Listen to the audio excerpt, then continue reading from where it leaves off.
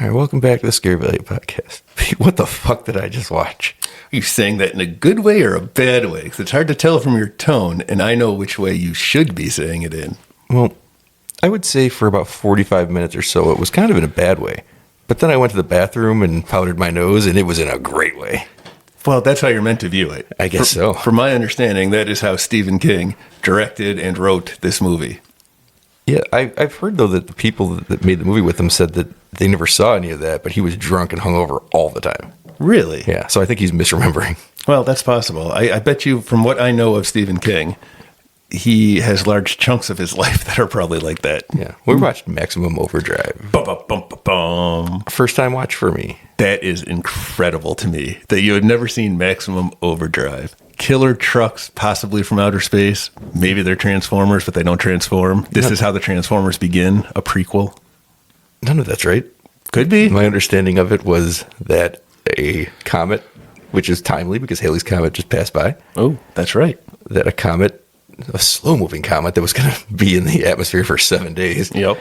They say that it made all the technology go wonky. They don't know that, though. But that's the theory until partway through the movie when they're like, oh, no, there's aliens up there. Oh, yeah. We introduce aliens. I don't know why, but it could be. You just want to keep it open. Or maybe, Brian, like I said, it ends, it tells us, spoiler alert, for people who haven't seen it yet because it just came out, it ends with a little write-up where it says, oh, yeah, the survivors survived, and the comet passed out of the way, and some Russians found, a Russian satellite found an alien spaceship and blew it up. And they're like, the end. But they don't tell you that the truck stopped killing people.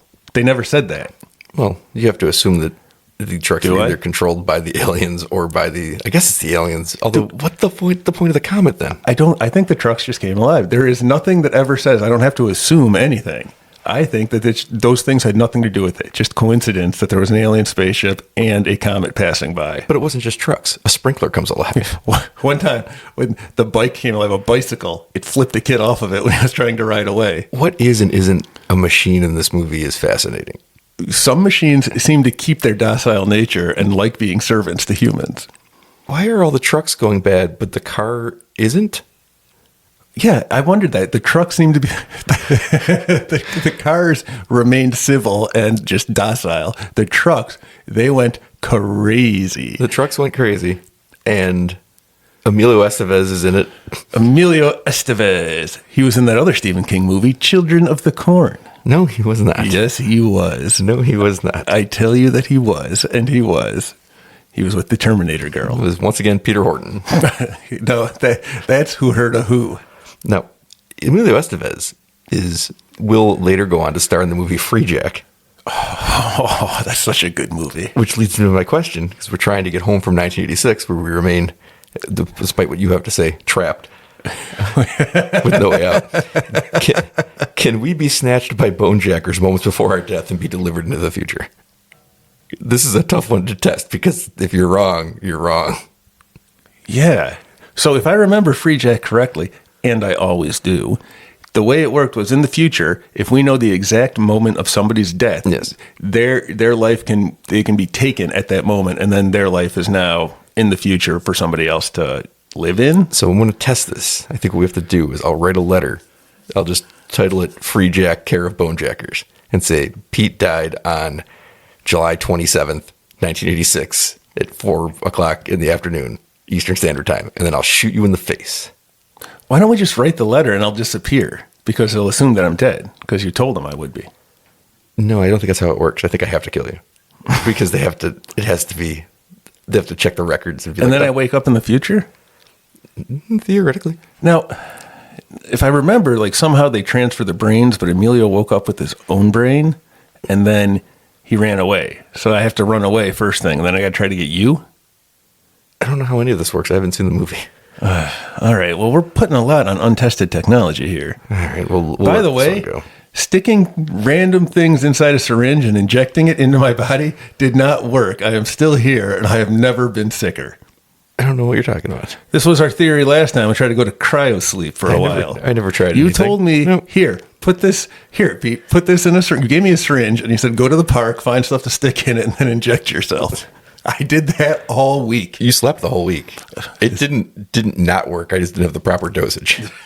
I had to wake you up to go see Maximum Overdrive. I'm glad you did. If I had slept through that, I'd have been sad, especially since you've never seen it. So it was awesome, right? Even without the cocaine. It was awesome. Killer trucks, killer gas stations. As long as you can leave all sense and logic at the door, it is a very fun movie. The movie makes not one goddamn lick of sense. Nowhere, not even by accident, does it make sense. It's just machines killing people randomly. Yeah, some machines. Some machines, not all machines. And then it's very weird people, not many likable, who are all trapped in a gas station together. And far too many people live.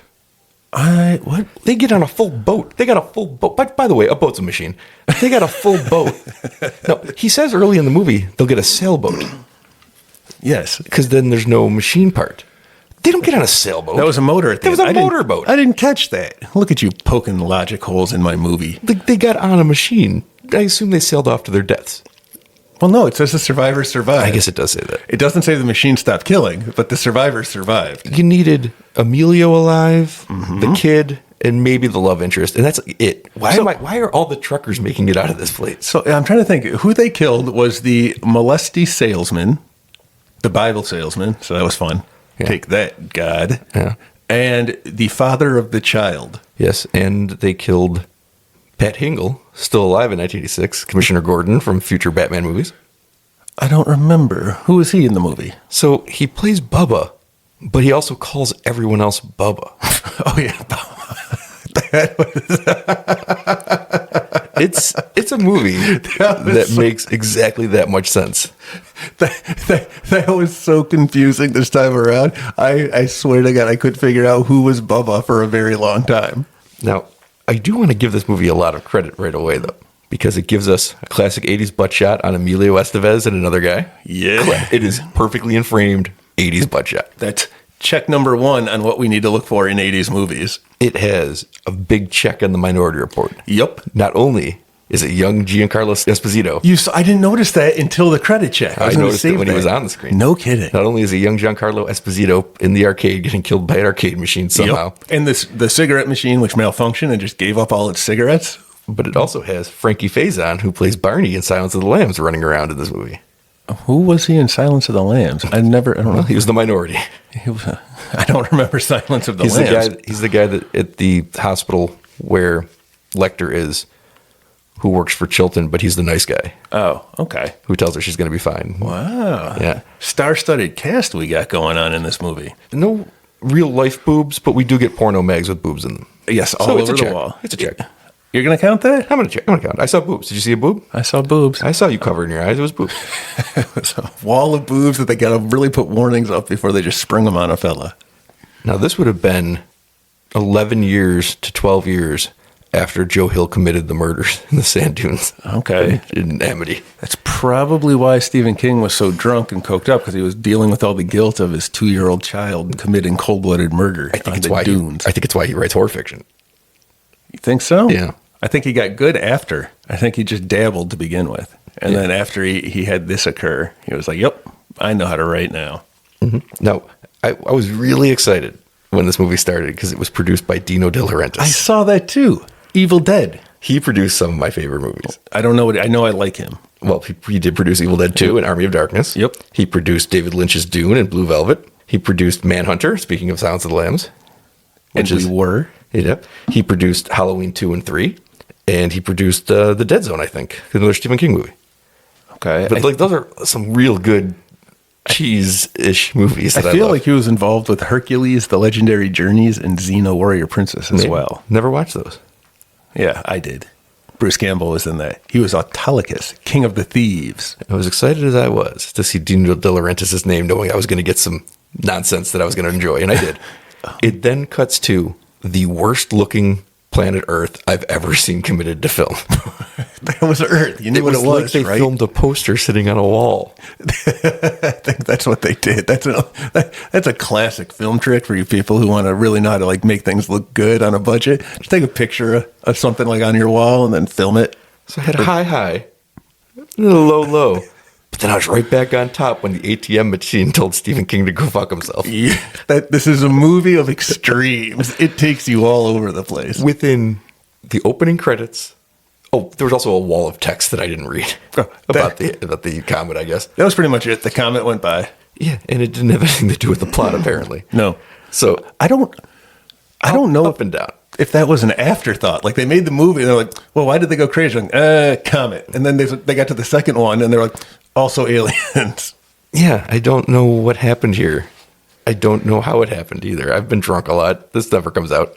And what I like throughout it is that AC/DC is pretty much the only band on the soundtrack. That's true. And they are rocking. Every time a truck kills somebody, rock on. It has tons of AC/DC. It has a Green Goblin truck that I spent the entire movie wondering if they paid for. And then I did do a credit check for this. You did. It's credited, so they did get information. This is the birth of the MCU. Yeah. Right here is this movie. This was the first Marvel movie. This was the very first Marvel movie.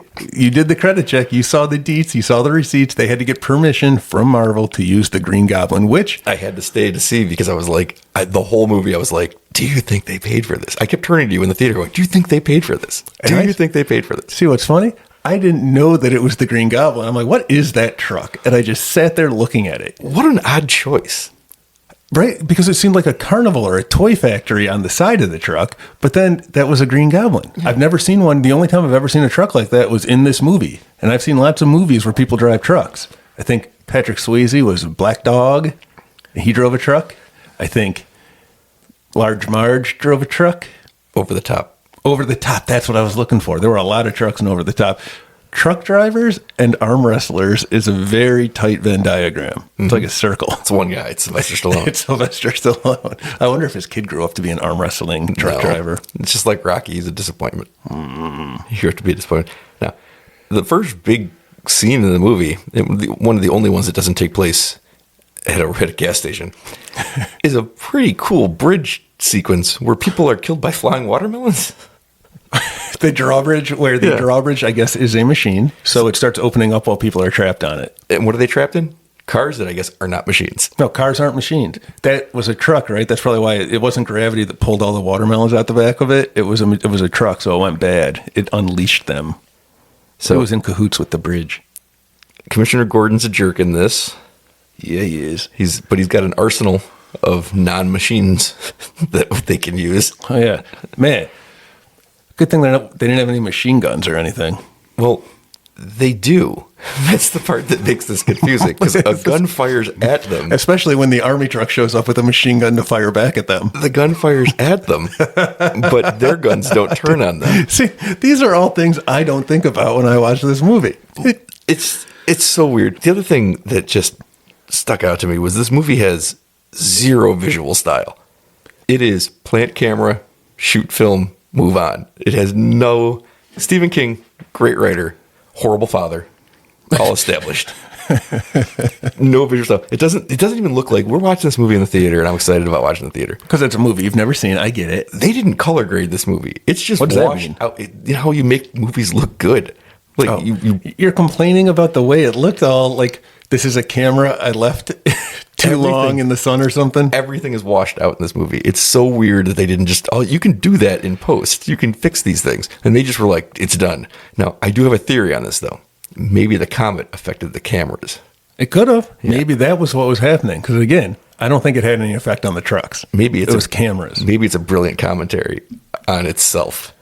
I guess it could be. The Coke machine went bad. I don't think it did because it must have worked the whole time for this to get pooped out of Stephen King's.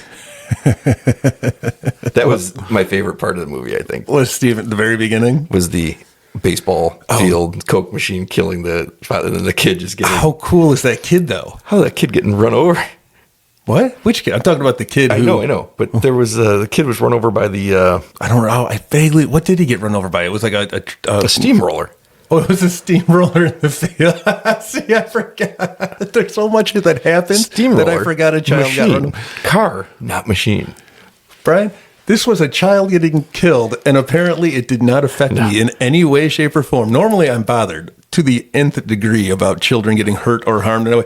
I was laughing like, as he got run over by a steamroller. And then I forgot about it because so much happens in this movie. Such nonsense.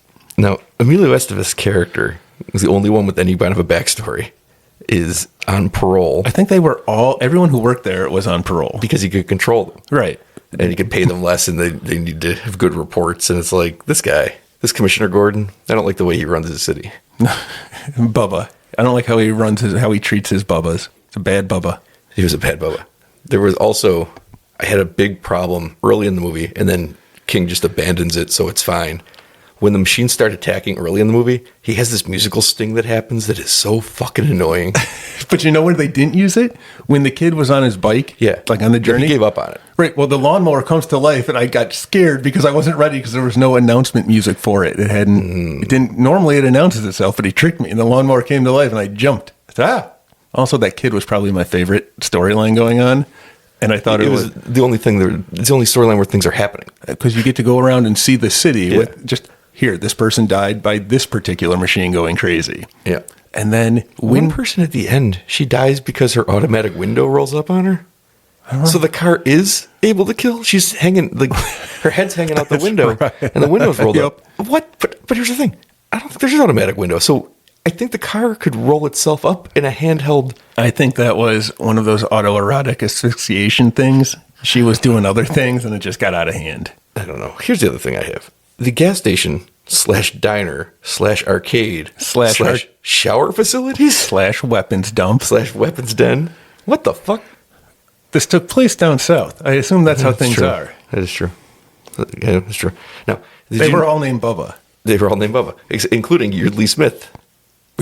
Young Yeardley Smith. Bart Simpson No, herself. Lisa Simpson. No, Yeardley Yes. Smith is Lisa. Who's Bart? I thought that was Yeardley Smith. No, Yeardley Smith is Lisa, and you could tell because she sounds like Lisa.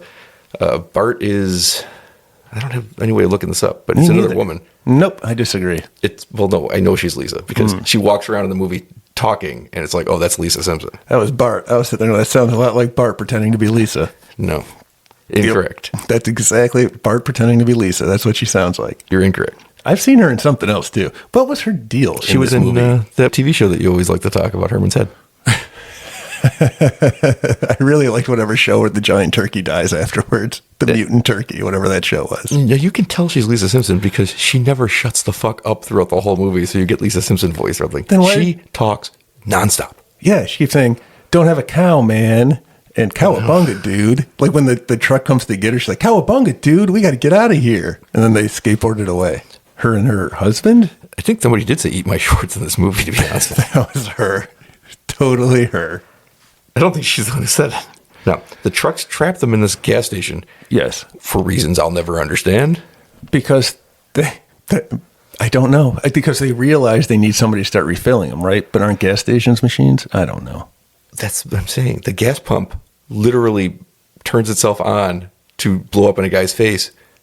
And I've seen a window roll itself up, apparently. It can't just move the gas We've station. seen other cords strangle people. Yeah, it can't just move itself into position and turn itself on like No. it already has. Look, then we don't have a movie. So it only affects certain things certain ways, clearly. We don't know why. We're never given an explanation for how things work. It just happens, and you got to learn to live with it. Otherwise, you're going to get run over by a truck. These people are doing the best they can. They turn to infighting quickly, though. Well, they also, when they run out of gas, they start using Morse code to tell them they need their help. Yes. It's the weirdest fucking movie. So that they can continue to circle around. These are not the aliens themselves. These are just trucks that they're using. How do you know? They're the Transformers. This is the prequel not only to the MCU, but it's what binds the MCU with the Transformer universe, which I think is awesome. Oh. No.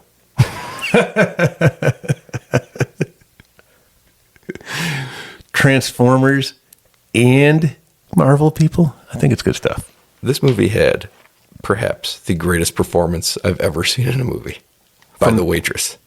Oh, the waitress who got her arm cut off, or not off, but Yeah, she gets the meat cleaver thing? Yeah, you get the great musical sting, and then the The electric cutter. electric stuff. But she runs outside and yells at the trucks, That's right. and she yells, "We made you. We made you. Where's your sense of loyalty?" Yeah. You remember a lot about this movie. Dude, I'll never forget that. Where's your sense of loyalty? You don't think that's a fair question to ask? Like, I'm trying to think of something that I use every day that is just like, if my phone were to call me an asshole, then I'd be like, where is your, I'd feel betrayed. And I would ask it. I think that would be a natural thing to say. I've seen a lot of things in my life. I've seen a lot of things since we've been back here in 1986. This is the most amazing thing I've ever seen. Where's your sense of loyalty? Even more amazing than those pants that have like little stirrups in them where you're supposed to wear them around the bottom of your foot. Because people are wearing those at the mall. She dies too. She gets killed by that machine gun that decides to shoot them. Oh, yeah. I forgot about her. I thought she survived. Oh. She got too lippy. I like that when the Bible guy, the salesman, got hit, he just laid in the ditch still alive. Yeah. That was fun. I enjoyed that the movie just doesn't know what to do for long periods of time. So I think that's the only reason that kid's storyline's in there. But my favorite part is the kid is the whole time coming back. You're introduced, you know that his father is, at the truck stop because they talk about each other. Even I picked that up. They kill the father very early on. So the whole time you're watching the kid on this journey to find his dead father. Like, it's not a happy ending for him. His part's probably my favorite of the movie, though. It is, 100%. Because Emilio Estevez, who I love, he gets just a romantic storyline with someone he has no chemistry with that takes place over the course of like 20 hours, and I don't buy it. No, it's the end of time. Well, look at his choices. It was her or Bubba. Yeah.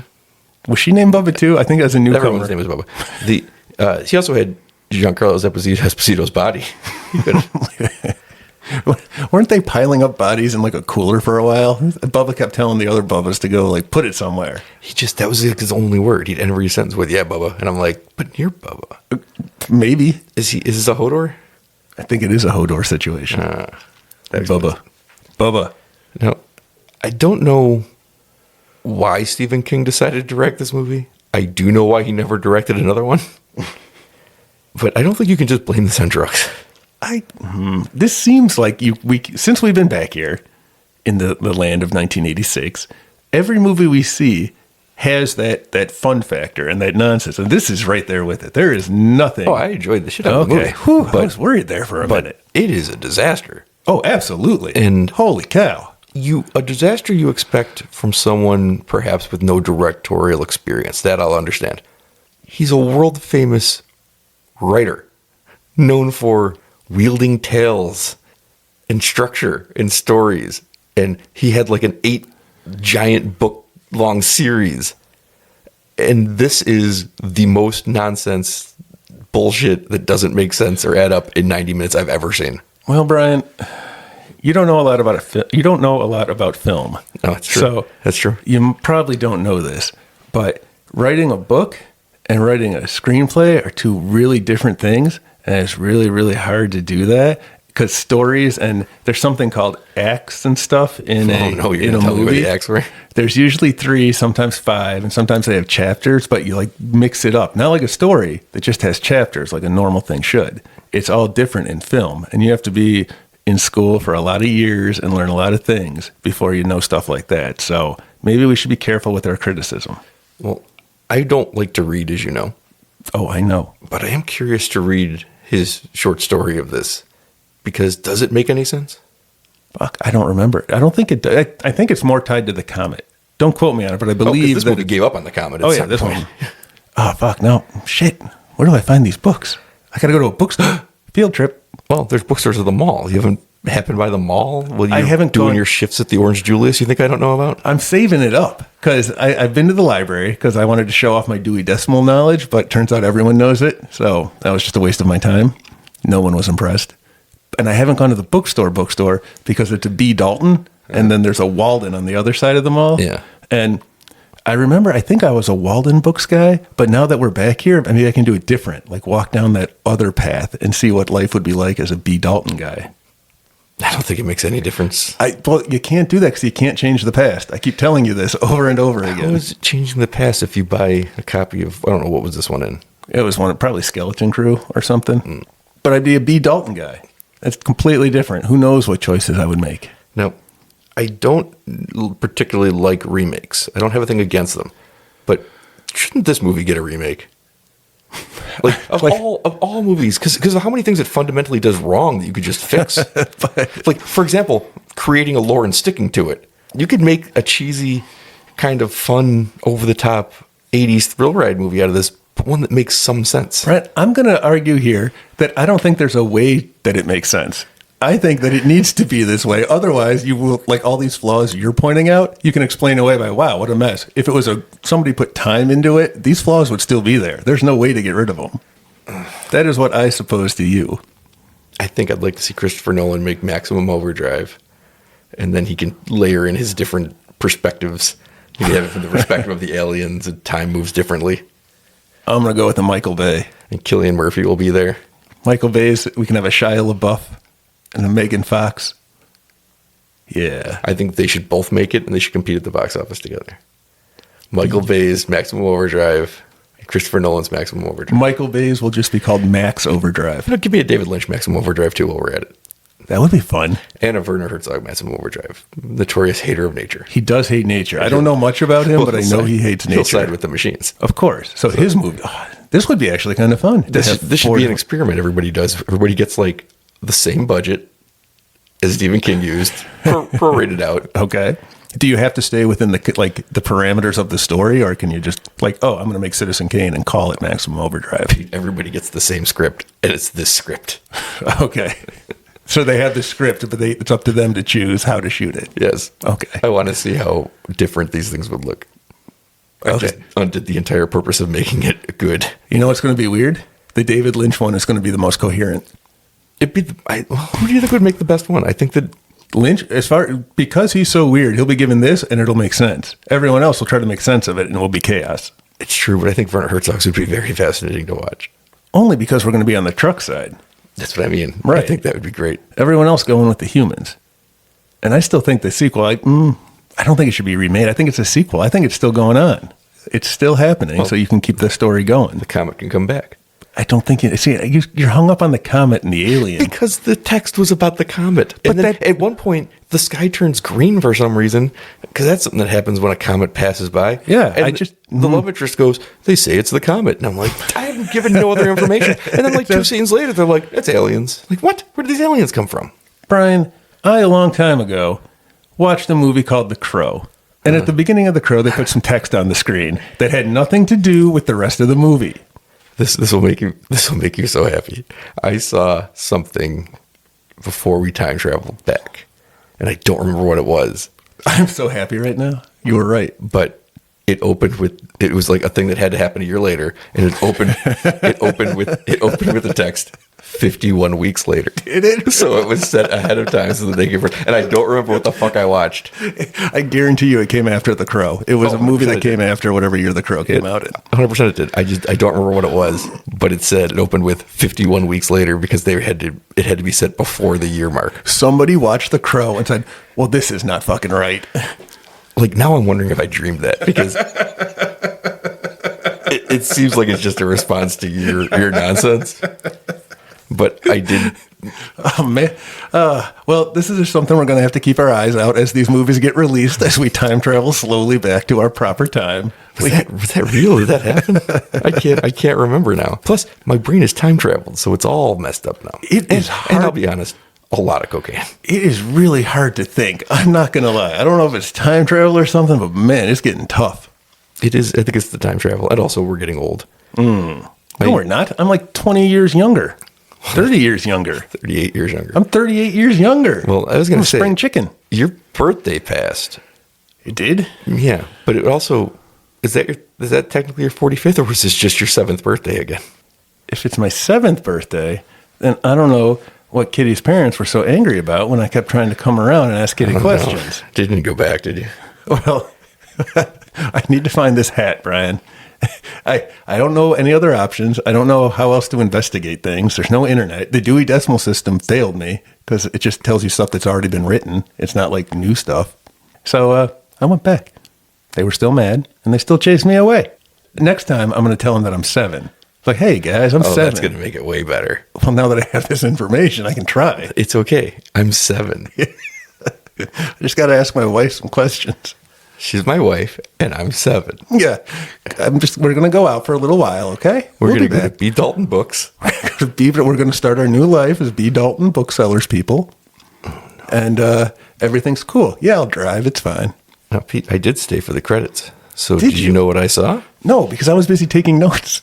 What did you watch? What did you see? Let me see. Well, let me get my notes.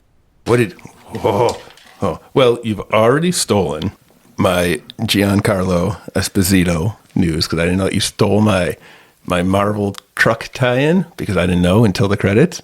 What else do you have? I have the return of something we haven't seen in a while. Is it Jock Brandis? It's Jock Brandis, the best boy of 1986. That's why we haven't seen him in other movies, because here he is, the best boy of 1986. He must be. How long? We've been trapped here for quite some time now, and I haven't seen a Best Boy yet.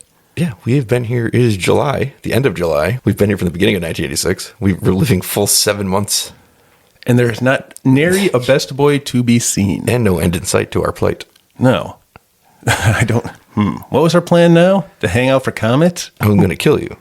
Oh, and no. see if you'll get We're going to bone free jacked. jacket. And we're going to free jacket out of here. All right. All right. But maybe we wait around for another comment and see first. If next week's podcast begins and it's just me, know that things either went really right or really wrong. I have more stuff I saw in the credit check. Oh, boy. There's a couple. I don't know if you saw this, but there was a wardrobe mistress. She's cheating. It has to be, right? The wardrobe's cheating on his wife. I didn't see any other wardrobe people, but now we got to go back and check because this is going to be a rare double check on a credit check.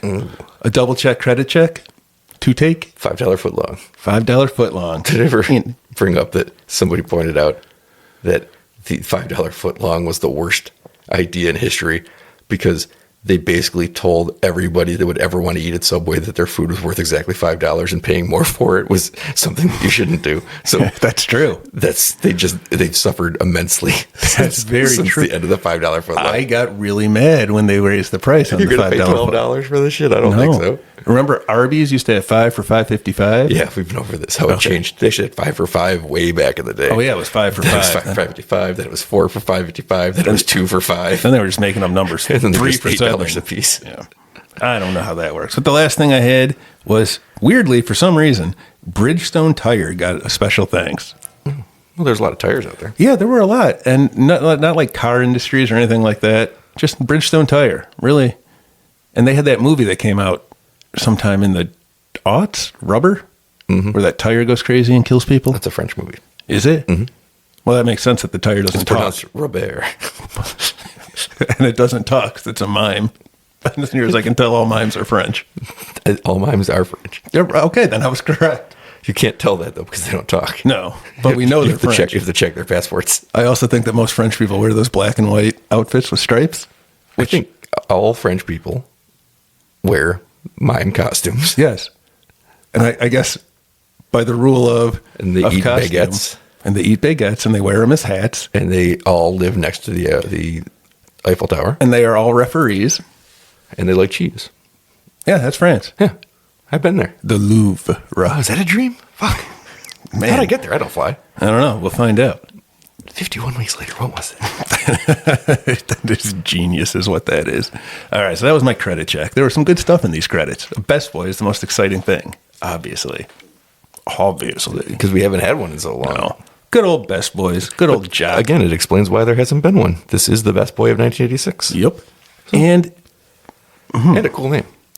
it is. I'm trying to think what his job would have been on this movie. I want to make clear, it's not like a French guy. It's not Jacques. It's No. just Jock, like jockstrap. Yes, Jock. I think that's his middle name, Jockstrap like- Brandis. The opposite of a nerdlinger. Is he Jonathan's brother?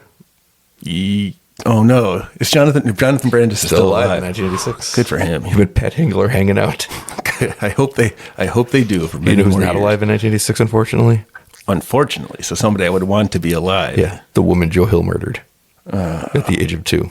Well, what if she was a bad guy? What if we've got this all wrong? What if he is like a Batman-esque figure? He fights from the shadows, a vigilante.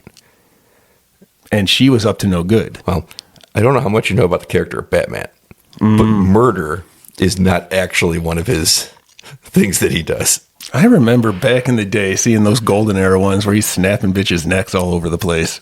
He's like, oh, got you. And you see a little crack next to their necks. Although we are right now living in prime Batman comeback territory, this is the Frank Miller Why haven't I been to a comic book shop? Why have I not been Because to a they're not local at the comic mall. book shop? Because you spend all of your time at the mall. All right. I don't like going other places. It is scary. All right. You know what? I got this bookstore thing on my mind. That's what I need to focus on right now. You got to focus on reading Skeleton Crew and finding out if the short story of this is any better. No, but I have to focus on Nick Cage. No. Nick Cage quiz. Hot shot. How many times has Nicolas Cage been married? A Cage's dozen. Huh? A Cage's dozen. Wait, now or in the future? Yeah, now I don't know if he's been married. What? Oh, see, your shit doesn't even work anymore. Shit. All right. Nope. Play the technical difficulties music. I don't have any buttons. It's 1986. Oh, shit. All right. Well, we'll edit all of this out, No, and then we we'll won't. edit in some new Nick Cage news when I find it. No, we won't. All I right. don't have any ability to do that. And we're back. How about that Max Overdrive? He's a cool fella. You know, my brother wanted to name his kid Max. Maximus. Maximilian. Isn't that what our friend wanted to name his kid? Maximilian? Oh, no. What it was he wanted to name all of his kids 4-syllable things. And 5-syllable, wasn't it? No, 4-syllable. 4-syllable things. And he did that for the first one. And then the second one was like, I can't think of another one. And I was just looking at him and said, Maximilian. And he was like, no. And I was like, all right, fine. It's like, I still answered your fucking question. That's right. You did. Yeah. So his second kid ended up with 3 syllables. Well, he is the lesser child. A second kid is always less than the first kid. 1 syllable lesser, yeah. Yeah, that's math. That's science. Yeah. All right. I don't know how long we would survive in a society where technology turned on us. Only some of it, though. I mean, in 1986, it seemed pretty hard. In 2024, it would be impossible. Everything is connected. Could you imagine if, say, we were living in 2024? I know it's hard to imagine, but we used to do that. And, like, imagine, like, the internet was just, like, infiltrated and there was lies everywhere and people were being conned and elections were being influenced and AI was running amok. And, oh, actually, this is what happens. Was there a comment we didn't know about? I was about to say, we just need to unplug everything, right? That's happening in the future. Should we warn them now that it's coming? You tell me. Every time I say, I think, like the other day, there was a car accident. And I said, I should go intervene. And you said, they have to die. And I was like, that was just a fender bender. But you were like, we can't intervene. But now you want to warn the world about the dangers of AI. Do you think they'll listen? Well, since it seems to be happening in the future, according to you, then clearly they didn't. So we're going to have to double up our efforts because whatever we did before didn't work. Now you want to intervene? Well, a lot of trouble's going to come to the future people, right? Yeah, that's a problem for future Pete. Oh, well, fuck him then. Yeah, that's right. That's his problem. He got you into this mess. That son of a bitch, he did, didn't he? Past Pete was involved too. Yes, they're in cahoots. There's 2 things I'm sure of. Future and past Pete are trying to ruin your life. And number 2, they're succeeding. This is dire news, Brian. Dire news. Dire Straits, as you can see on MTV right now. I want my MTV. MTV plays music videos. I know. It plays a lot of music videos. It's got that fresh shine too. It doesn't know what to do other than play videos. They haven't had ideas yet. It's pretty crazy, although they played that fucking Sledgehammer song way too often. I'll say that. You know what? I didn't like it that much the first time, although I liked the video because it's fun. Yeah. But even as a kid, the first time around, I got tired of it. That's how much they play They play it way too much.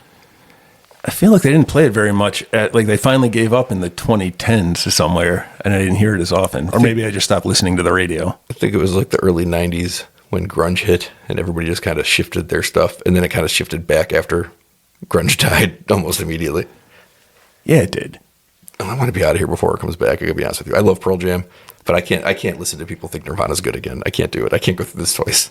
What? You don't want any? I don't remember any Nirvana songs. Rape Me. I remember that one. That was one. Oh man, why is that the one I remember? Teen Spirit. Smells Like Teen Spirit. There was That's Lithium, about deodorant. Lithium. There's Heart-Shaped Box. yeah, and then there's All Apologies. Yeah. And then David there's... Bowie's The Man Who Sold the World. Yeah. And then there's that David Bowie one with Trent Reznor where he's afraid of Americans. Yeah, that's a good one. I haven't heard that song probably since it came out, whatever year that came out in. David Bowie's awesome.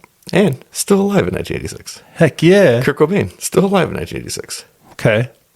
Yeah, I don't care that much either. I don't feel bad about Bowie, but I don't really feel the need to warn anyone else. What are you going to warn him about? Don't get a case of the SADS? I mean, there's no way to prevent that. I'm going to write a letter. I'll say this, and I know I've told you this before. My hottest take, hate Nirvana, hate what it did to music, not a fan of it at all. But I got to give him credit. Man was not a phony. No, he was really sad. He was really sad. Where we grew up, I went to a very affluent high school, which I was one of the poorest people in. And all these people who one day were all happy and rich and happy-go-lucky people, and the next day they're wearing flannel and they're like, yeah, life's hard, man, you don't understand. And I'm like, what the fuck are you talking about? They were phonies. And that's why I didn't like the movement it created amongst these phonies. Kurt Cobain, the realist. What? He meant every word about his SADS. What? Wait, do we go to the same high school? Yeah. I don't remember any of this. So you know what? It might have been middle school, so before I met you. Oh, okay. Yeah, because that would have been 94, 92, 94, and 93 in there. So that would have been pre-high school. To be fair, I really don't remember much about high school either. That's true. It's just time traveling. Yep. That's what it is. Well, by the time we got to high school in 94, grunge had already been dying out. Not me, baby. I rock those flannels. You know what my other favorite thing was? And I tried bringing it back now, but people aren't ready for it yet. It's wearing a long sleeve shirt with a t-shirt over the top of it. Ooh. It's too much. People were freaked out. Wow. And I thought the mall was the safe space to show off your shoulder pads and such. I remember when Guns N' Roses disappeared for a long time. And one of the only things Axl did for like a 15-year period was he was a DJ on Grand Theft Auto San Andreas. I remember. And he had a great line in there where he was blasting. He played the 80s station, like the hair metal station. Yeah, he was blasting the grunge movement, and he was like, what's with this flannel? It's like, you're rock stars, people, not lumberjacks. I was like, it's pretty funny. Axl. That was his best role in that time. That was all he did for a long time. What? We saw them once. We did see them. We saw them in aughts. Toronto. In Toronto. That's right. And they... With Buckethead. With Buckethead on guitar and Bryan on drums. That's right. I liked what he was drawing around him, but he didn't seem to go anywhere with it. Well, no, he got another band full of people, and I saw them once at the Outer Harbor, and then not that many people came, and it was freezing out. It was like June, and it was freezing. You know how it is sometimes. That's how things be. And then it was a great show, but it was kind of sad because it's like, man, it's fucking Axl, but he's got nobody, already given up on it. And then like 3 years later, he put the band back together with Slash and things, and they had giant monster crowd at Ralph Wilson Stadium. No kidding. Yeah, so I missed all of this. I got to see them again with Slash and Duff. I never saw him with Slash and Duff. Yeah, it was pretty cool. But I like Buckethead. Yeah, Buckethead wasn't there that long, but No. Buckethead was pretty cool. I just like him because he wears a Kentucky Fried Chicken bucket on his head. Yeah. Okay. And a mask. Glad we're in agreement. Yeah, I liked him. He was good. He should have been in Maximum Overdrive playing the guitar on the front of one of the trucks, like in Fury Road. That's when I say we need a Mad Max Maximum Overdrive crossover. So George Miller's got to make a Maximum Overdrive also. So now we're getting a fifth one. Now, I know this is stupid. Like I recognize the things I'm saying are stupid. What are you talking about? But if you could give everybody like $1.5 million and have some of the most acclaimed directors in different genres make a Maximum Overdrive and put them all in theaters, are you telling me they wouldn't be a success? I would go see it. I would go see every one of them because I'd have to. So like every month should be a Maximum Overdrive. The Maximum Summer. Think of the money that's wasted on nonsense. Like this would be a great experiment. I'm not disagreeing with you. I'm on board. I think it would be. People fun. would see every one of them. And just think, every like 10 years you could do that. Just bring in the new crop of directors and just let them. Or just pick a different movie. No, it's Maximum Overdrive. They're all Maximum Nope. Overdrive. I'm wedded to Maximum Overdrive now. Every director, when they get their director card, I know what it's called, the Directors Guild card. Sure. They have to sign up to make one Maximum Overdrive. Yes. You don't get the card until you we might never That's tap right. you. We may never tap you to make the movie, but There should be an Oscar category, Best Maximum Overdrive. there should be. Because every year we're going to get 52 Maximum Overdrives. And I guarantee you every one of them will be wildly different based on the script alone. Think of world cinema. What could Bong Joon-ho do with Maximum Overdrive? Maybe we're going to have different things go wrong. What if it's like a reverse? It's the cars that are bad and not the trucks. everybody can do. Well, no, they have to do specifically the same movie. That's part of the fun. I guess you can do. All right, minor changes then. Nothing quite so sweeping. I guess every writer would have to do one too. So you can hook up with a writer and get their version of Maximum Overdrive, their adaptation. All right. Why in this scenario are we making other movies anymore? It should be all Maximum Overdrive all of the time. All I'm saying is I've said for years that they're dropping the ball on these Friday the 13th movies because you just give somebody $1 million. Give one of these no-budget people. The guy made Terrifier 2 for like $250,000. You give that guy $1 million and say, go make me a Friday the 13th movie. The movie will come out in theaters and make $45 million. Period. It just will. Profit. And then the next year, give it to someone else. Like, just find the next person. Right. Give it to them. You know how many creative people are working in independent spaces that would kill for $1 million and then would absolutely die to make a Friday the 13th movie? Now, normally in the franchises, if one hits and is a success, do they usually try to get this director back for the next one? It depends, but I think so, yeah. Like, there's, that Smile movie hit, and that guy's making a second Smile movie. All right. I also heard Uptime before we left that he and Robert Pattinson are going to remake Possession. Oh, And- that's the Sam Neill movie, right? It's a masterpiece. I want to see it. One of these, Jesus Christ. If we ever get back, I want to do a Sam Neill episode. Yeah, we could do that. Okay. I mean, he doesn't have that movies now, so I guess we do have to wait. No, that's what I mean. You get Like, In the Mouth of Madness, Yep. Possession, Event Horizon. those are the three I was thinking of. Yeah. Those are the three I got to. All right. So I love Possession, and it's so uniquely weird in what it is. And I kind of have two minds on this because I like Robert Pattinson when he does weird, makes odd choices. I like him in those. I like the Lighthouse. Lighthouse and I even liked him as Batman. Yeah. I like him doing stuff, and he made a couple independent movies before that got real good notices. Get High away from the Life Twilight and something stuff. else. Yeah, get away from that Twilight stuff. He did one of those Safdie brothers movies. The what movie? Who? The people that made Uncut Gems.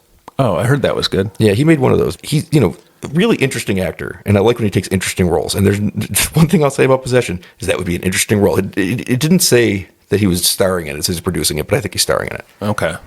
But All right. and another thing about Possession is that the regular cut of the movie, the good version, was unavailable for decades. So like, it's not even a case where the movie's like a classic that everybody knows, everybody's seen. You haven't seen it, so it wasn't available. So like, if you're going to remake a movie, it kind of falls into the things you should do, not that popular, not that known, and two entire generations missed it. Okay. The problem is it's too good. Like there should be a line where you're not going to improve upon this. Hey, so man. don't do it. They remake Karate Kid. Yeah, they did. You can't. That should have been the line right there. Turns out that wasn't a remake though, because aren't they joining those universes? What? Yeah, I think there was an announcement like a while back before, like a year before we traveled back, where Ralph Macchio and Jackie Chan were like, "Yeah, we're doing the movie together," and it's just combining the universes. What on earth? Does this mean I have to go watch the Jackie Chan movie to figure out my next season of Cobra Kai? No, and I have good news for you. What? You're not going to be able to watch the next season of Cobra Kai, nor are you able to watch that Karate Kid movie because we're in 1986. Yeah, but eventually. You're not going to live that long.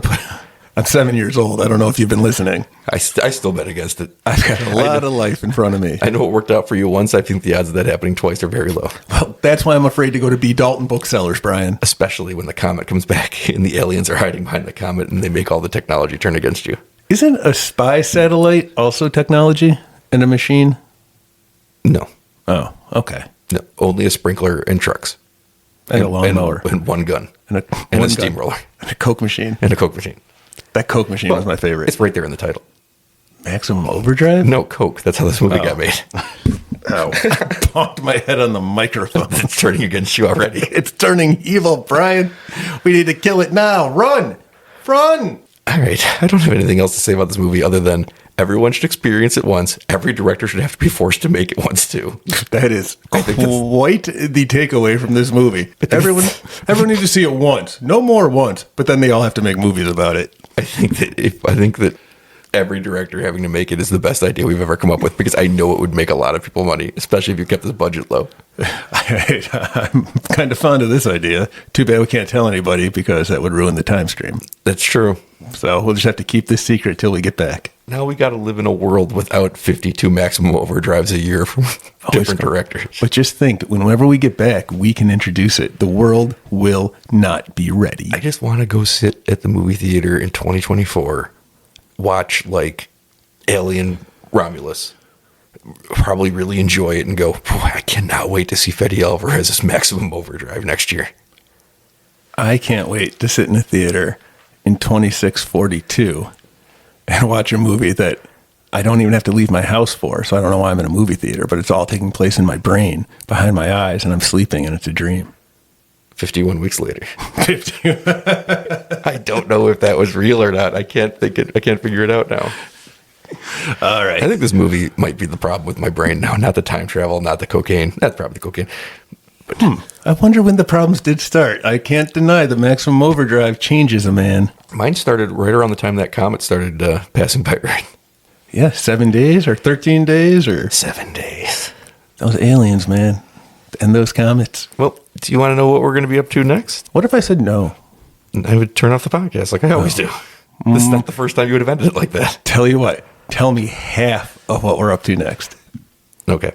We are going to go see. I just decide whether I want to hit it then or not. I will give you 3 hints. Oh, Number 1, that's P. Jeff Goldblum. Jurassic Park. Number 2, science fiction horror. Earth Girls Are Easy. Number 3, David Cronenberg. Who's he? You had me up to a point. It's Jeff Goldblum. I'll give you 2 more hints. 1986. Sounds familiar. And your final hint, The Fly. You know those giant bats that haven't eaten the mosquito I got in the belfry? Yeah. They're going to be really excited that this is the movie we're seeing. Well, thankfully we have to go see it at the theater because they would eat it if we brought it home. Oh, maybe I'll bring them. Do you think I have to pay? I know you don't have to pay for fish heads. How do you know that? They wrote a whole song about it.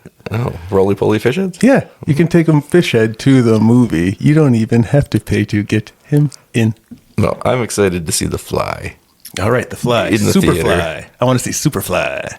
I mean, you can. It's out there on video, probably. No, but I want to see it with a real fly. I think that was the name in that Teenage Mutant Ninja Turtles Mutant Mayhem movie of the bad guy. Baxter Stockman. No, it was Superfly. It wasn't Baxter Stockman. He's a swell fly. Yeah, he is. What are your memories of seeing The Fly? I remember that Jeff Goldblum gets into a machine, but first he hangs out with that girl from Earth Girls Are Easy. Yep. And then she goes on to be a pirate and play baseball back in World War II. It's so weird how Earth Girls Are Easy is your, like, port of harbor for so many actors. I don't You remember that Jim Carrey movie, Earth Girls Are Easy? I forgot. Yeah, but he gets in the machine and he comes out, and I think he's like part fly because the fly goes in with him, and then slowly he's turning into a whole fly, and then I think he gets in the machine and comes out. And the machine was in his kitchen, and it was in his kitchen. I don't know why, but that's what I remember. And he comes out and he's a whole ass fly, and I think either she shoots him or he shoots himself with a shotgun. Well, I guess I don't have to watch it now because it seems like you remember the entire plot of the movie. But those are the only parts I remember. I remember nothing else. It is, in many ways, the coolest superhero movie ever made. Really? Really? It predates all of the superhero movies as we know, but it's the exact same idea. Yeah, but we know that Maximum Overdrive came out first, and this is the first of the superhero It is movies. true. It did come out first. So- I can tell that because one's not out yet. The other one I just saw in the theater. That's how I did it, too. It's pretty easy. One of the few times I was able to get my times right. So we'll go see that. I think that comes out in August. All right. Awesome. I'm ready We for still it. have no way to get home because I'm not going to kill you. I'm You know happy why? about that, You know but why if I'm it not going to works. kill you, Pete? Not because I'm not sure it won't work, because I don't know how that gets me home. Well, yeah, then you're counting on me to be able to escape whatever facility I'm in and figure out a way to free jack you. And I've learned that lesson. I'm not trying that. So I guess we'll just go see The Fly, which I haven't seen in a bit. So I'm excited to see it again. And I remember it's disgusting. And again, it is a superhero movie. All right. It's Spider-Man, done by David Cronenberg. It's The Fly Man. The Fly Man, done by David Cronenberg. This is one of those movies I remember from my grandmother's house where she just let us watch whatever. Well, speaking of remakes, this is technically a remake. Oh, there was of an a oldie one. 1950s Vincent Price movie that is good. It's just nothing like this movie. But this is very much like The Thing, where I'm doing a remake, but Ben it's going to Grimm? be It's very much like Ben Grimm, where I'm going to go to space and turn into a rock monster. Rock monster. Rock monster. I was getting in a ship, ooh, going into outer space. That's a good one. We got to rate that. That'll make us billions on top of our millions. I already forgot it. Me too. Yeah, gotta go.